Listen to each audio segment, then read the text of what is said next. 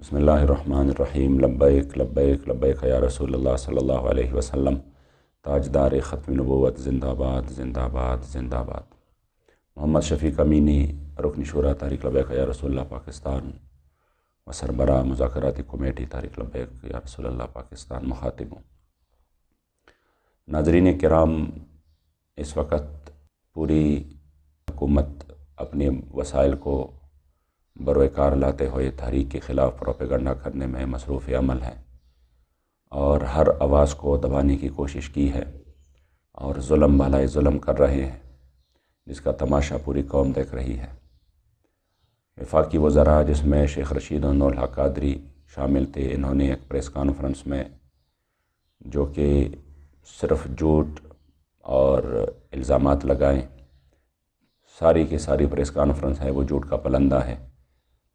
اور یوں محسوس ہوتا ہے کہ ان کو بہت بڑا ٹاسک دیا گیا ہے کہ کسی بھی صورت آپ اس عظیم تحریک کو جو خالصتاً پاکستان میں نظام مصطفیٰ صلی اللہ علیہ وآلہ وسلم کے لیے میدان میں تھی، اس کو بدنام کرنا ہے، چاہے اس کے لیے آپ کو جس حد سے بھی جانا آگے گزر جانا پڑے۔ یوں محسوس ہوتا ہے جیسے یہ لوگ محب وطن ہیں اور ہم اس وطن کے دشمن ہیں۔ یوں محسوس ہوتا ہے جیسے یہ لوگ عوام کے انتہائی عوام کے ساتھ مخلص ہے اور عوام کے دکھ درد میں شریک ہے، اور ہم جو ہے وہ عوام کے دشمن ہیں۔ ناظرین کرام، بات یہ ہے کہ ہمارے ساتھ ایک معاہدہ ہوا جس کو معاہدہ فیض آباد کا نام دیا گیا۔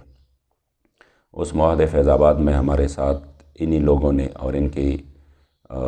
جو ادارے ہیں ہمارے، اس کی سربراہان بیٹھے تھے، اور انہوں نے ہمارے ساتھ ایک معاہدہ طے ہوا جس میں اسی وقت بریگیڈیئر ریٹائر اعجاز شاہ تھے کہ فرانس کی سفیر کی ملک بدری کے حوالے سے ہم آپ سے 3 مہینے کا ٹائم لیتے ہیں۔ ہم نے 3 مہینے کا مکمل طور پہ ٹائم دے دیا۔ اس کے بعد جب 3 مہینے تقریباً وہ مکمل ہونے کو تھے تو ہمارے امیر محترم نے ان کو وہ وعدہ یاد دلایا بابا جی کے چیلم پر۔ تب انہوں نے دوبارہ سے ہمارے ساتھ رابطہ کیا۔ پہلے تو کہا کہ ہم اس معاہدے پر شرمندہ ہیں، آپ پیچھے چلے جائیں، اور پیچھے ہٹنے کی صورت میں ہم آپ کو اتنے آفر دے رہے ہیں جن میں پیسے بھی تھے، جن میں سینٹ بھی تھا، جس میں آئندہ کے لیے ہمارے ساتھ اتحاد کی باتیں بھی ہو رہی تھی۔ لیکن ہم نے کہا کہ نہیں، ہمارے تو ان چیزوں سے کوئی واسطہ ہی نہیں ہے، ہم وہ ہمارا مقصد ہی نہیں ہے۔ جو مقصد ہے اس پر بات کرے جو آپ لوگوں نے وعدہ کیا ہے۔ پھر کہا کہ چلو ہمیں 2 مہینے اور دے دیں، جس میں خود وفاقی وزیر نور الحق قادری، شیخ رشید، راجہ بشارت اور ایجنسیوں کے ہمارے اداروں کے سربراہان موجود تھے۔ تب ہم نے ان پر اعتماد کر کے ان کو ٹائم مزید دے دیا۔ اب جب ٹائم یہ بھی مکمل ہونے والا تھا اور انہوں نے کچھ نہیں کیا، تو ہمارے سامنے ایک عام قرارداد کی متن پیش کر کے کہا، جو کہ ایک مذمتی قرارداد تھا، کہ آپ اس پر عمل کریں تو ٹھیک ہے اور یہ ہم پیش کر دیتے ہیں۔ ہم نے کہا ہم سے جو معاہدہ ہوا ہے معاہدے کی بات کریں، اس میں تو معاہدے کی کوئی بات ہی نہیں ہے۔ یہ تو 5 مہینے پہلے بھی آپ مان رہے تھے کہ نہیں، آپ سفیر کی بات چھوڑ دو، ہم جو ہے نا ایک مذمتی قرارداد لے آتے ہیں۔ بہرحال وہ تو اپنی جگہ ایک داستان ہے کہ میں 2-3 کلپ پہلے بھی وہ مکمل طور پہ بیان کر چکا ہوں۔ اب جو شیخ رشید نے اس پریس کانفرنس میں بات کی ہے کہ یہ کسی بھی صورت میں فیض آباد آنے پر بضد تھے، 3 مرتبہ آ چکے تھے اور 4تھی مرتبہ یہ آنے پر بضد تھے، لعنت اللہ علی الکاذبین۔ یہ شخص کتنا بڑا جھوٹا ہے اور کس ڈٹائی سے یہ جھوٹ بول رہے ہیں۔ یہ اندر جب میرے ساتھ ان کی مذاکرات ہو رہے تھے تو یہ چیخ رہا تھا اور چیخ چیخ کر کہہ رہا تھا کہ میں جو ہے اگر کسی چیز پر دستخط کر دوں تو پھر میں اپنی وزارت بھی اس کے لیے قربان کر سکتا ہوں، اور میں ختم نبوت کا بہت بڑا سپاہی ہوں، میں نے بہت بڑی جیل کاٹی ہے۔ ہم نے کہا اللہ کریم اس کا آپ کو اجر دے، آپ یہ کام بھی کریں تو انشاءاللہ تعالیٰ آپ ہمارے سروں کے تاج ہے۔ تو انہوں نے کہا نہیں، ایک وزارت تو کیا، میں پوری وزارت کو ٹکرا سکتا ہوں، لیکن اس پر کوئی کمپرومائز نہیں ہے، جب میں سائن کروں گا تو پھر میں اس کے پاس رکھوں گا۔ تو اسی وقت تو یہ چیخ چیخ کر یہ کہہ رہے تھے، اور آپ کہہ رہے تھے کہ نہ ملک قربان ہو سکتا ہے اور نہ ان کی وزارت قربان ہو سکتی ہے۔ حالانکہ ہماری جو ایمانی غیرت ہے وہ یہ ہے کہ ناموس رسالت پر ایک ملک تو کیا پوری دنیا اور ما فیہا قربان ہو سکتا ہے، لیکن ناموس رسالت پر کوئی دوسری بات نہیں ہو سکتی۔ لیکن افسوس کی بات یہ ہے کہ انہوں نے وہ معاہدے کا ذکر ہی نہیں کیا، نہ وہ معاہدہ جو انہوں نے سائن کیے تھے کہ ہم اسی معاہدے کو تکمیل تک پہنچائیں گے، اسی پر بات ہی نہیں کی۔ بات کبھی ایک کر رہے کبھی دوسری کر رہے ہیں، اور ساتھ میں پھر کہہ رہے کہ ہمارے 580 ہمارے پولیس والے زخمی ہیں، ہمارے شہداء ہیں، میں ان کے پاس جاؤں گا، ان کا ہمیں بھی دکھ ہے۔ اور میں یہ بھی یقین سے کہہ سکتا ہوں کہ اس میں جو اکثریت زخمی ہیں یہ آپ ہی کے لوگوں نے زخمی کی ہیں، جو کہ سول کپڑوں میں آئے تھے، اور وہ صرف انتشار کے لیے آئے تھے، کیونکہ تحریک کا یہی مقصد ہی نہیں ہے، تحریک کا یہی پیغام ہی نہیں ہے، تحریک کا یہ چیز جو ہے نا، تحریک کے خون میں شامل نہیں ہے کہ وہ اپنے لوگوں کو نقصان پہنچائے۔ ہمیشہ سے ایسے ہی ہوتا رہا۔ پچھلے دھرنے میں بھی ہم نے شہریار افریدی کے سامنے ہم نے یہ رکھا، اور انہوں نے باقاعدہ اسمبلی کے فلور پہ کہا کہ جنہوں نے توڑ پھوڑ کی تھی شیخو پورہ وغیرہ میں، وہ تحریک کے لوگ نہیں تھے، وہ دوسرے پارٹیوں کے لوگ تھے، اور ہم نے ان کو پھر نادرا کے ذریعے ان کے جو ہے نا وہ تمام کے تمام اس کی تحقیقات کی ہے۔ تو اب بھی ہم کہہ رہے ہیں، جو اکا دکا واقعات ہوئے ہیں اس طرح کی، جب آپ ہمارے اوپر ہمارے کارکنوں پر گولیاں برسا رہے تھے تو ظاہری بات ہے پھر اس عمل کا تو رد عمل ہوتا ہے، لیکن صرف اور صرف یہ ہے کہ اس طرح ان کا ذکر کرنا، وہ بھی ہمارے پولیس والے ہیں، ہمارے بھائی ہیں، ہم اس کی دکھ میں درد میں شریک ہیں، لیکن کیا آپ صرف ان پولیس والوں کے وزیر ہیں؟ یہ جو قوم کے بچوں کو آپ نے، ہزاروں بچوں کو آپ نے معذور کیا، اور ان کی ٹانگیں توڑوائی، ان کی آنکھیں نکالیں، اور ان کو بچوں کو، چھوٹے چھوٹے بچوں کو آپ نے ربڑ کی گولیاں قریب سے ماری، جن سے وہ شہید ہو گئے، جو آپ نے سیدھی گولیاں ماری بزرگوں پر، جس میں 80 سالہ بزرگ شامل، جس میں نوجوان لوگ شامل، ان کا تو آپ نے ذکر بھی نہیں کیا۔ کم از کم اس کا بھی میڈیا میں ذکر کرتے کہ ہم نے جو اتنا بڑا ظلم کیا ایک ایسے بندوں پر جو کہ خالصتاً دینی اور شرعی مسئلے کے لیے میدان میں تھے۔ چلو جیسا بھی ہے، انشاءاللہ تعالی وقت آنے والا ہے، قوم کے سامنے سب کچھ واضح ہو جائے گا۔ اس کے بعد جو نور الحق قادری ہے وہ کہہ رہا ہے کہ میں گزشتہ 2 سال سے ان کے ساتھ انگیج رہا، تو میں کچھ گزشتہ 2 سال کی سٹوری بھی تھوڑی سی قوم کے سامنے لاؤں کہ پچھلی مرتبہ جب آسیہ ملونہ کے حوالے سے پوری قوم روڈوں پر تھی تو آپ ہی آئے اور آپ نے کہا کہ میں اس میں جو ہے نا وہ درمیان میں ہوتا ہوں اور آپ لوگ اس دھرنے کو ختم کریں۔ پھر اس کے بعد میں نے آپ سے اسلام آباد میں ملاقات کی، میرے ساتھ 2 اور اراکین شورا بھی تھے، اور اس میں ہماری ملاقات شہریار افریدی سے ہوئی۔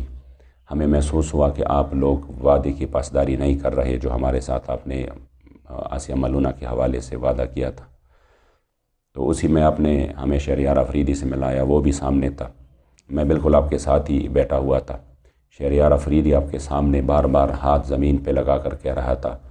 کہ میں نے جان اللہ کو دینی ہے، اور آسیہ ملونہ جائے گی تو ہماری لاشوں کی اوپر سے گزر کر جائے گی،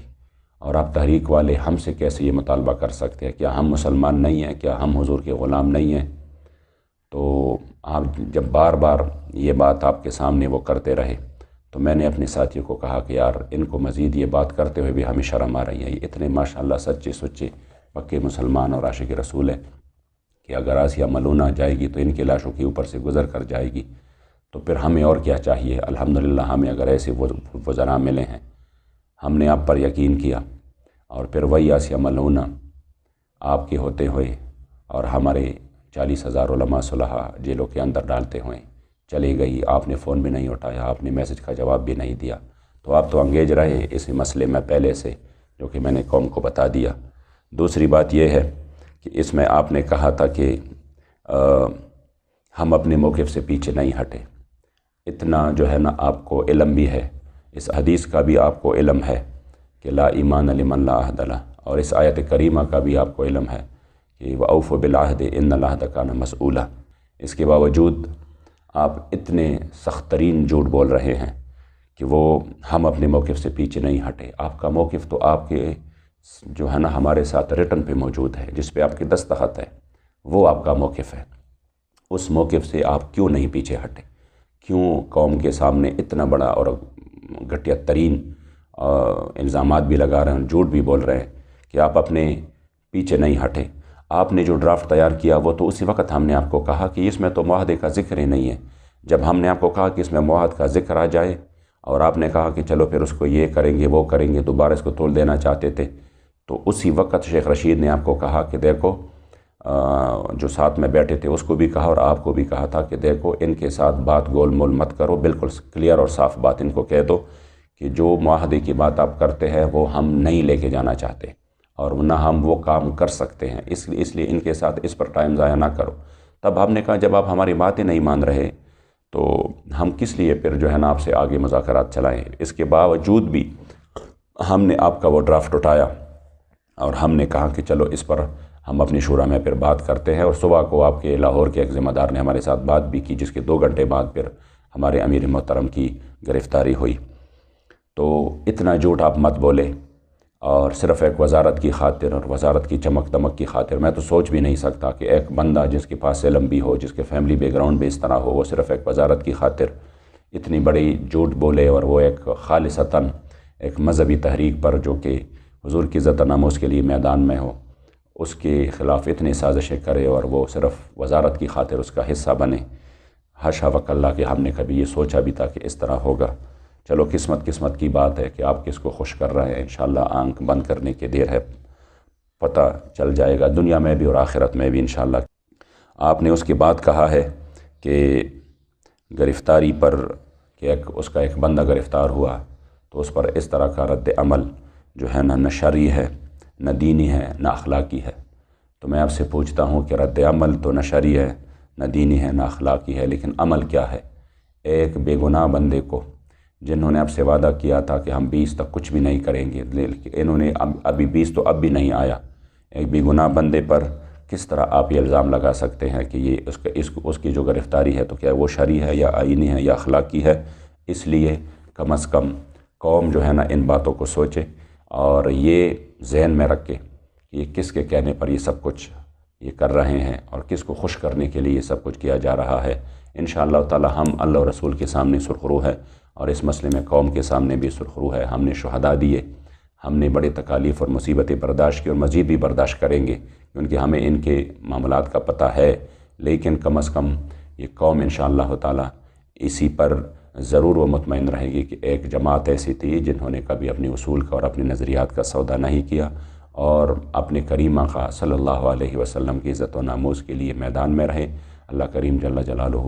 ہم تمام امت مسلمہ کو اور بالخصوص پاکستان کو حق بولنے کی، حق کہنے کی اور حق کو قبول کرنے کی توفیق عطا فرمائے۔ لبیک لبیک لبیک یا رسول۔